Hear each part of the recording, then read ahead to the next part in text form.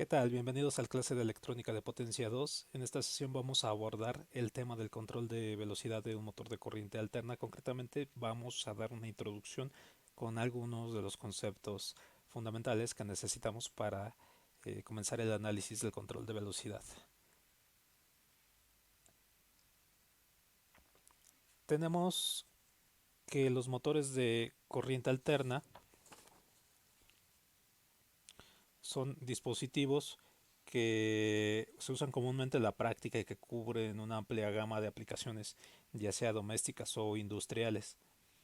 Entonces existen diferentes tipos de motores de corriente alterna con diferentes características y modos de operación.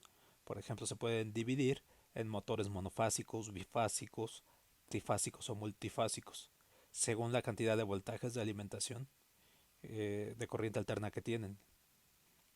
Además, se dividen en motores síncronos o asíncronos principalmente, dependiendo de la velocidad de rotación durante su funcionamiento normal. Bien, la mayoría de las aplicaciones prácticas de alta potencia utilizan motores trifásicos que se alimentan de tres voltajes de corriente alterna equilibrados, es decir, de la misma magnitud, pero con un desfasamiento de 120 grados entre sus fases. Los motores de corriente alterna, en comparación con los motores de corriente continua, pues tienen ciertas ventajas. Aquí tenemos además ejemplos de motores de corriente alterna. Aquí hay un motor de corriente alterna que es de tipo monofásico, por ejemplo, utilizado para lo que son, eh, pueden ser utilizados, por ejemplo, en áreas domésticas, por ejemplo, para impulsar bombas de agua. Tenemos aquí un corte de sección transversal de un motor de corriente alterna en donde se alcanza a ver una caja, la caja de bornes con sus terminales. Generalmente en los motores de corriente alterna les proporcionan la caja de conexiones para poder, con los bornes de los devanados, de los tres devanados, que serían 6 terminales, para que ustedes puedan hacer conexiones, ya sea en estrella o delta, para diferentes tipos de arranque. Hay que recordar que los motores de inducción van a tener una característica que es que consumen una corriente bastante amplia, bastante grande, cuando se energizan, es decir, en el arranque del motor. Entonces para eso se utilizan diferentes conexiones, conexión estrella y conexión en delta para esa etapa de arranque. Respecto a las ventajas de los motores de corriente alterna sobre los motores de corriente directa, tenemos que presentan una mayor densidad de potencia, es decir, para un mismo tamaño y un mismo peso, los motores de corriente alterna pueden suministrar una potencia mucho mayor respecto a los motores de corriente directa. Tienen una mayor confiabilidad debido a la ausencia de conmutador y escobillas. En este caso, los motores de inducción carecen de este tipo de dispositivos que son bastante comunes en los motores de corriente directa. Por lo tanto, pues tienen una menor posibilidad de falla respecto a este tipo de dispositivos, porque hay que recordar que las escobillas sufren un desgaste y hay que estarlos cambiando si el motor es de uso muy prolongado, de uso digamos rudo, comúnmente está operando la mayor parte del tiempo, pues las escobillas van a sufrir un desgaste rápido. Entonces puede darse el caso de que si se desgastan muy rápido falle el motor. Entonces esa es la razón de una mayor confiabilidad. Necesitan menos mantenimiento debido al punto anterior, pues también se necesita menos mantenimiento, ¿no? El menor costo de implementación, tienen una implementación simple y robusta, realmente como la mayoría de los motores van a poderse operar de forma simple una vez que están eh,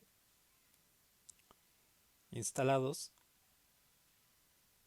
pues realmente requieren el hecho de requerir menos mantenimiento y de tener menos partes que se pueden dañar resulten en una operación pues más robusta. El rango de potencias que tienen es mucho más amplio respecto a los motores de corriente directa. Por ejemplo, podemos tener motores desde algunas fracciones de caballos de fuerza hasta varios miles de caballos. Entonces podemos tener aplicaciones para mover grandes cargas a partir de motores de corriente alterna. Entre las desventajas que tienen este tipo de motores son las técnicas, es que se requieren técnicas de control más complejas para lo que es variación de velocidad. En un principio, cuando los dispositivos de estado sólido, basados los que se utilizan para electrónica de potencia, tiristores, SC, los transistores de potencia, IGBTs, los MOSFET, cuando estos dispositivos no estaban disponibles, era pues bastante complicado controlar la velocidad de motores de corriente alterna utilizando transmisiones digamos manuales a base de engranajes, lo cual resultaba bastante complicado y caro. Pero con la aparición de los dispositivos de estado sólido, ahora el problema era otro: cómo controlar las conmutaciones de estos dispositivos. Bueno, pues ese problema se resuelve o se resolvió a partir de la invención o el desarrollo de los dispositivos semiconductores digitales de nuevas generaciones, como son los microprocesadores o los procesadores digitales de señales, los DSPs, o los arreglos o matrices de compuertas programables de campo, llamadas FPGAs comúnmente, en donde pues ya tienen velocidades, ya pueden proporcionar estos dispositivos señales de frecuencias bastante altas, del orden de varios kilohertz, que permiten realizar el control de los dispositivos transistores o de las configuraciones de electrónica de potencia, o por ejemplo inversores, utilizando técnicas de modulación de ancho de pulso con frecuencias que pueden pues, ir quizás hasta los 100 kHz, ¿no? Dependiendo del nivel de armónicos, de las especificaciones de armónicos que se requieran para cada convertidor.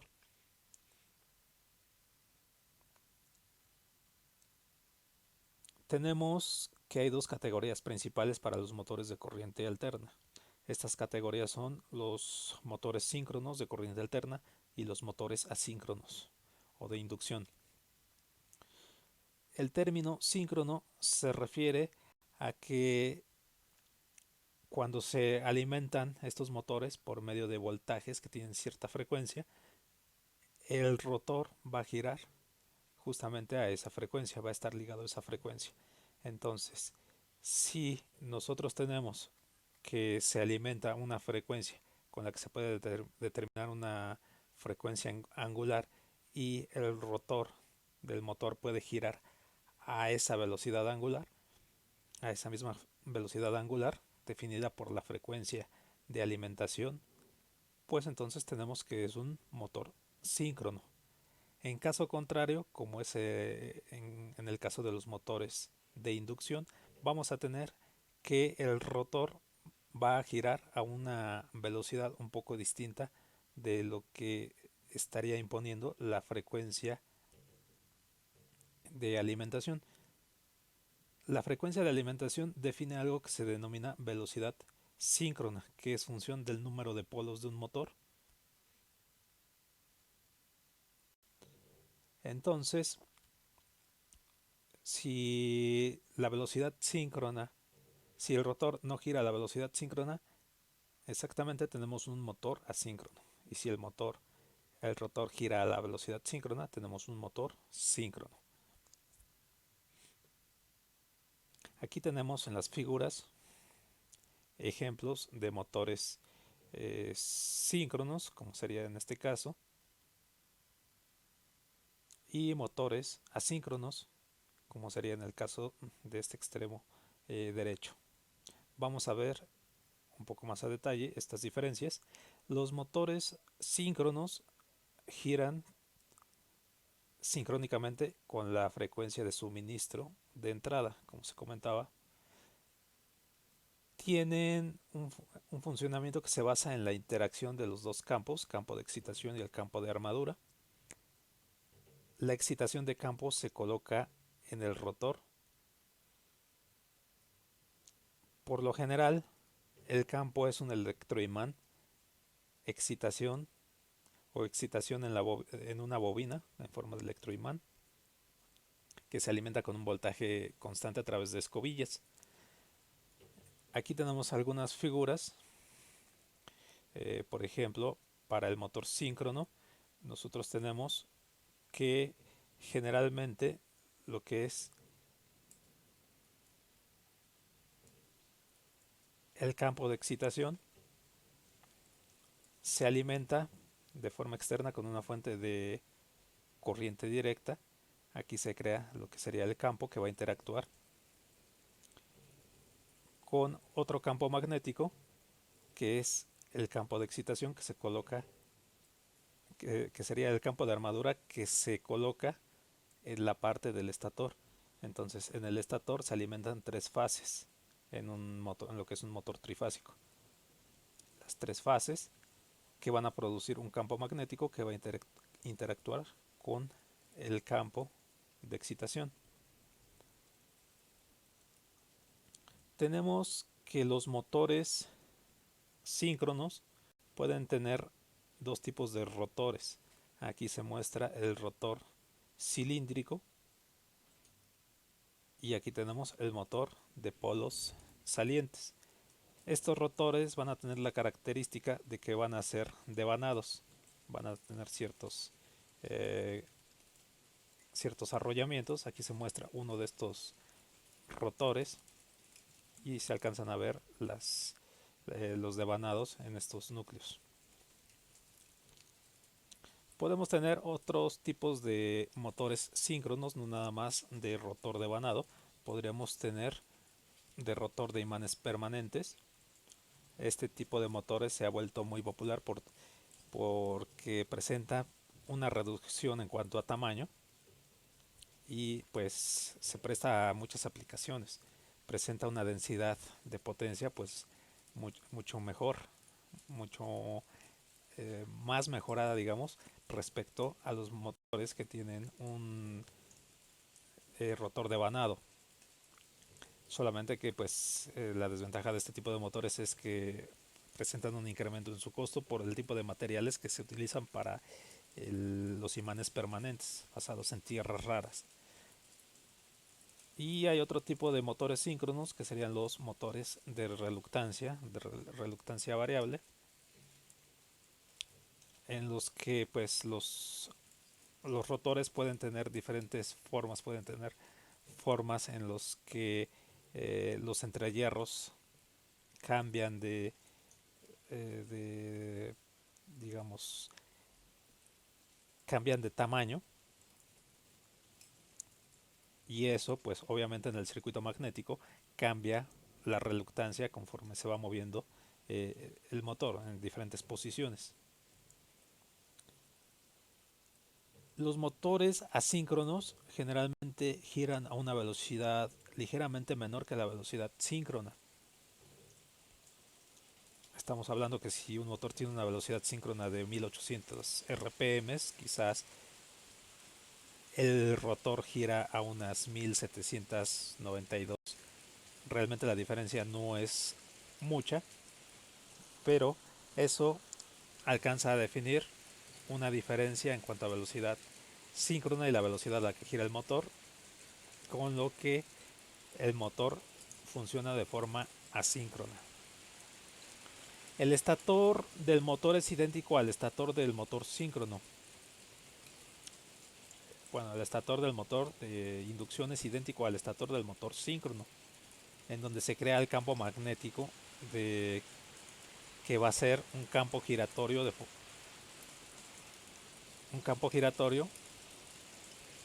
que en este caso se va a inducir sobre el núcleo del rotor.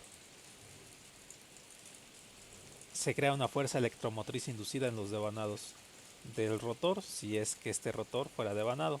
Aquí tenemos que el rotor de un motor de inducción puede ser devanado, como es en este caso, o puede ser del tipo jaula de ardilla, como es en este caso.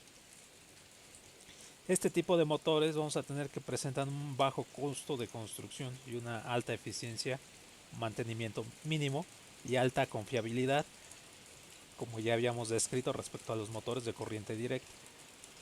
Alta confiabilidad porque si se fijan en este caso en los motores de inducción de tipo jaula de ardilla no hay dispositivos en lo que tengan que alimentar energía eléctrica a lo que va a ser el rotor. Sin embargo, hay otros tipos de motores de inducción que sí necesitan de eso. Por ejemplo, los motores con rotor devanado, en donde se necesitan una serie de anillos, como los que se muestran aquí, y que a partir de estos anillos se puede realizar un cierto control de velocidad, a diferencia de los de motor de jaula de ardilla. Pero la ventaja de los motores de jaula de ardilla es que al no necesitar conductores de cobre en esta parte, pues resultan un poco más económicos.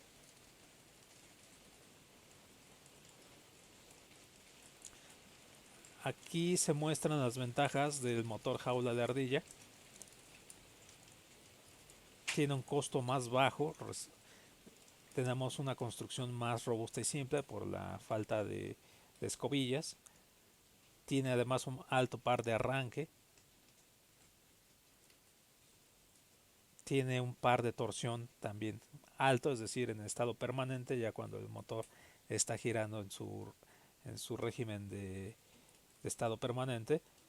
Tiene un par de torsión también pues bastante alto. Se puede invertir el sentido de la velocidad, el sentido de giro se puede invertir fácilmente cambiando dos fases, intercambiando dos fases. Aquí tiene la ventaja de que no tiene contactos móviles rotatorios como lo es el motor de inducción de tipo de rotor devanado.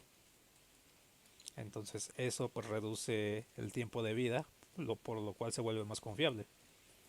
Tiene una eficiencia mayor al no tener conductores de cobre de cierta longitud, pues la resistencia se reduce y la eficiencia aumenta y el mantenimiento es mínimo. Las desventajas es que presenta una corriente de arranque que es bastante excesiva, por ejemplo de unas 7 veces la corriente que estaría consumiendo cuando está en su régimen de carga completa, operando en sus valores nominales. Entonces esta corriente de 7 veces mayor obliga a que pues varios dispositivos asociados al control de los motores tengan que dimensionarse pues con una capacidad mayor, como lo son los conductores de alimentación, los sistemas de protección y el control de velocidad directamente pues no es posible, digamos, no es posible si no se tienen dispositivos de electrónica de potencia como es un inversor directamente, a diferencia de los motores de rotor devanado, como se va a hablar a continuación, porque si se dispone pues ya de un dispositivo inversor, de un dispositivo controlador, de un llamado driver, pues es fácil el control de velocidad, ¿no? El motor de inducción de rotor devanado o de anillos deslizantes se muestra aquí. Este es un ejemplo de un rotor devanado para un motor de inducción con anillos deslizantes. En este caso se puede tener acceso a los devanados del rotor por medio de estas escobillas.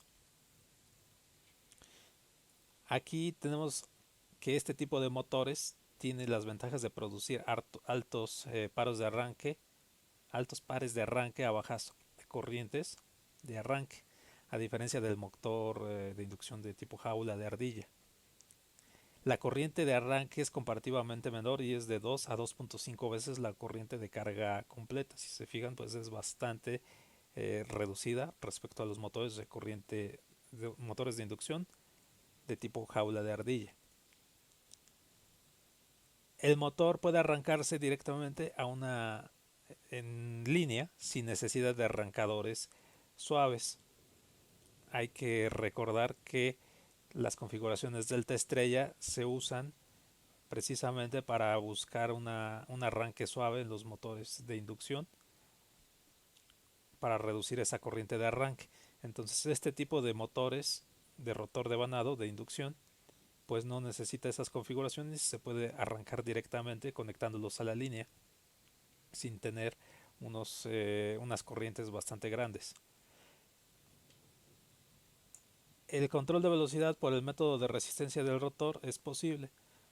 Entonces aquí hay configuraciones como las que se muestra en esta figura, en donde si se conectan resistencias externas, reóstatos externos a través de estos anillos rozantes, se puede limitar lo que es el flujo de corriente, que estaría representado por el flujo de corriente en las bobinas, que estarían representadas por estos diagramas, bobinas en el rotor. Entonces, al limitar esa corriente en el rotor, se puede controlar la velocidad a la que gira el motor. Esta es una de las ventajas que tiene este tipo de motores que tiene anillos en donde tenemos acceso a los devanados por medio de estos anillos respecto al motor de jaula de ardilla que no tiene estas piezas. La desventaja que tiene este tipo de motores pues es que tienen un costo mayor precisamente por la cantidad de material que necesitan, la cantidad de dispositivos que necesitan, tienen una menor eficiencia, necesitan un mayor grado de mantenimiento precisamente por este tipo de dispositivos, y los contactos móviles generan una menor confiabilidad. Como se comentaba, pues este tipo de contactos tienen un desgaste que pueden llegar a fallar si no se les da el mantenimiento adecuado. El motor de inducción y el número de polos. Aquí tenemos un diagrama simplificado de lo que sería un motor de inducción. En la parte gris se alcanza a ver algunos conductores que representan las fases del estator con el que se alimenta el motor de inducción. En la parte central vamos a tener lo que es el rotor. Aquí se están representando algunos conductores que pueden representar un rotor devanado de un motor de inducción. Tenemos esta parte que está indicada como air gap, que será el entrehierro formado, que es el espacio formado entre el rotor y el estator. Y tenemos un diagrama fasorial indicado aquí, que si se fijan se utiliza el subíndice R para rotor, el subíndice S para estator. Entonces aquí se ve indicado un ángulo de desfasamiento. Por ejemplo, aquí tenemos la fase A, una fase A del estator, una fase A del rotor. Recuerden que los campos magnéticos generados por cada una de las fases, fase A, fase B y fase C, se van a inducir sobre el rotor, en el caso del motor de inducción. Se van a inducir y van a generar fuerzas electromotrices o voltajes inducidos sobre el rotor. Entonces se van a generar igual 3 voltajes o 3 fases sobre el rotor. Esas fases se van a poder representar de la misma forma que los voltajes de alimentación, como una fase A, una fase B y una fase C. En este caso pues están representados en un diagrama fasorial aquí y con un ligero desfasamiento. La fase A del estator está desfasada teta sub r grados la fase A del rotor está desfasada teta r grados respecto a la fase A del estator. Y tenemos que omega r representa la velocidad angular con la que estaría girando el rotor. Entonces, esta misma inducción se produce en lo que sería el rotor de jaula de ardilla. vamos a tener que va a haber tres fases equivalentes inducidas o tres voltajes equivalentes inducidos sobre lo que sería este núcleo. Observen que este núcleo va a estar cortocircuitado. Vamos a ver el diagrama esquemático de lo que serían las tres fases cortocircuitadas en las siguientes diapositivas. Aquí tenemos un ejemplo de motores, en este caso un motor monofásico, un diagrama de un motor monofásico de corriente alterna que tendría cuatro polos. Es monofásico y tiene solamente dos bornes de alimentación. Entonces vemos un ejemplo de lo que serían las conexiones del estator. En este caso tenemos cuatro polos, un sistema de cuatro polos.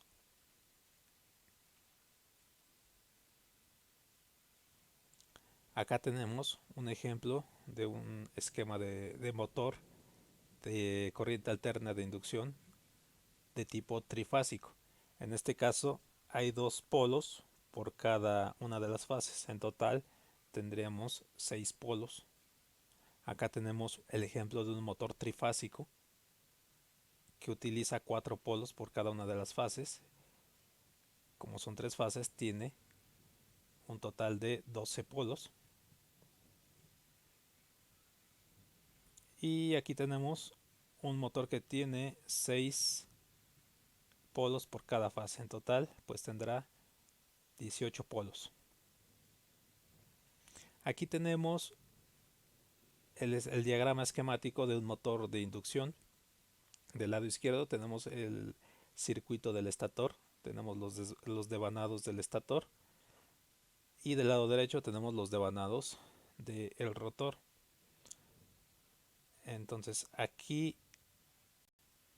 tanto el estator como el rotor se van a poder representar a través de una resistencia de estator, de una inductancia dada por Ns, que va a ser un número de vueltas, digamos, de un bobinado.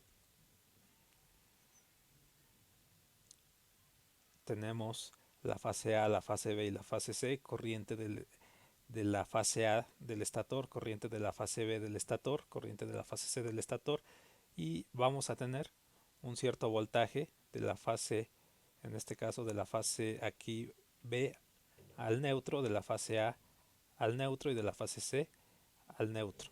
Estos voltajes, al igual que en un transformador, van a inducir voltajes en el extremo secundario, que sería en este caso el rotor, que serán estos voltajes, voltaje de la fase B del rotor respecto al neutro, voltaje de la fase A del rotor respecto al neutro y voltaje de la fase C del rotor respecto al neutro. Este rotor también va a tener una resistencia equivalente por cada una de las fases y una inductancia equivalente por cada una de las fases. Aquí están indicadas como R sub R, N sub R.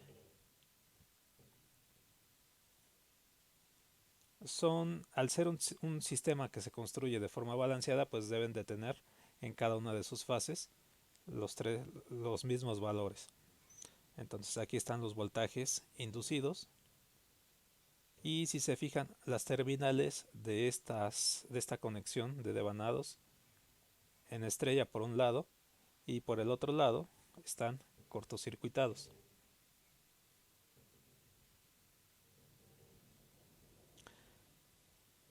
Entonces observen que aquí se acomodaron estos diagramas en estrella o en Y de tal forma que se presenta un desfasamiento. Esta estrella de aquí tiene la fase A de manera horizontal. Este diagrama de acá tiene la fase A un poco inclinada con un ángulo θr, aquí está indicado. Eso intenta representar lo que veíamos en el diagrama anterior. En este diagrama, el ángulo de desfasamiento entre la fase A del rotor con la fase A del estator. Y aquí nos indica que la velocidad de rotación va en este sentido, ¿no? Es la velocidad con la que gira el rotor. Entonces, Recuerden que este diagrama, bueno, esto se puede poner como un diagrama fasorial. Aquí está el fasor fase A, fase B y fase C. Un diagrama fasorial tiene sus fasores rotando a cierta frecuencia, a cierta velocidad angular. Aquí en un motor de inducción vamos a tener que el diagrama fasorial de lo que son los voltajes del estator y los voltajes del rotor van a tener este desfasamiento. Y además esta velocidad angular no va a ser igual. Si fuera igual, tendríamos el caso de un motor síncrono. Pero en motores de inducción se denominan asíncronos precisamente porque no se presentan las mismas velocidades entre el voltaje de alimentación y la velocidad con la que gira el rotor. Y aquí está el diagrama fasorial otra vez, el diagrama fasorial de lo que sería los voltajes del estator o las cantidades eléctricas del estator, marcadas como la fase A, la fase B y la fase C. Y aquí se muestran las cantidades eléctricas para el rotor, la fase A del rotor, la fase B del rotor y la fase C del rotor, la velocidad angular del rotor y el ángulo de desfasamiento que hay entre fase A y fase A del rotor y del estator. El campo rotatorio en un motor de inducción, aquí tenemos un esquema simplificado de lo que sería un motor de inducción, de los devanados del estator del motor de inducción. Tenemos que vamos a alimentar por el estator las corrientes de la fase A, de la fase B y de la fase C. Estas corrientes van a tener una forma sinusoidal como la que se muestra en esta figura. Aquí vamos a tener que estas tres fases, recuerden que una corriente circulando a través de un conductor genera un campo magnético, genera flujos magnéticos. Entonces estas letras EPSI representan lo que son los flujos magnéticos generados por estas corrientes magnéticas. En el caso del flujo A, del flujo B y el flujo C, están asociados a las corrientes de la fase A, de la fase B y de la fase C. Entonces la interacción de estos flujos inducidos sobre el rotor van a dar como resultado un flujo magnético total, un llamado flujo phi sub S. Este flujo va a estar girando conforme eh, vayan cambiando las amplitudes de estas corrientes. Por ejemplo, aquí tenemos de aquí, de este punto a este punto de acá, vamos a tener un periodo de 2pi o de 360 grados. Aquí tendremos 180 grados, entonces de aquí a aquí tenemos 30 grados, 60 grados y aquí 90 grados. En este punto,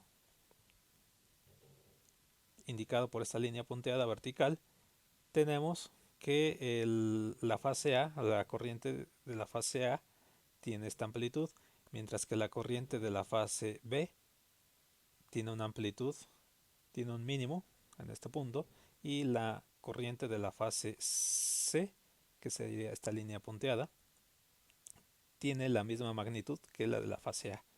Entonces estos dos fasores indican eso, estas dos magnitudes, Epsi A y Epsi C, indican precisamente un flujo producido por estas dos corrientes, que sería un flujo igual. Mientras que el flujo de Epsi sub B está indicado aquí. Aquí tenemos entonces que la resultante va a producir un flujo en el sentido de psi sub b, en este caso. Aquí vamos a tener que la resultante de estas tres cantidades va a producir un ángulo de 30 grados hacia acá. Cuando nosotros tenemos, por ejemplo, este punto de acá, el punto T2, vamos a tener una resultante de los flujos que va a apuntar, en este caso son 150 grados, entonces va a apuntar ese campo magnético o ese flujo magnético va a apuntar hacia 150 grados. Y de la misma forma, en el caso de T3, vamos a tener que el flujo resultante va a apuntar a esta posición, que van a ser 270 grados. Entonces, conforme se van alimentando estas fases, fase A, fase B y fase C, vamos a tener un campo magnético inducido en el rotor, que si se fijan tiene que es rotatorio, que está girando conforme se van moviendo estas fases. Entonces, este campo magnético giratorio es el que interactúa justamente en el rotor y el que va impulsándolo, el que va moviéndolo, de tal forma que se produce la rotación. Bien, ok, pues esta es la parte introductoria. Posteriormente veremos un poco más lo que será el modelado de la obtención de las ecuaciones en variable de estado que vamos a utilizar para el análisis del motor de inducción y para el diseño de su control. Entonces les agradezco haber visto esta sesión y los espero en la siguiente sesión. Muchas gracias.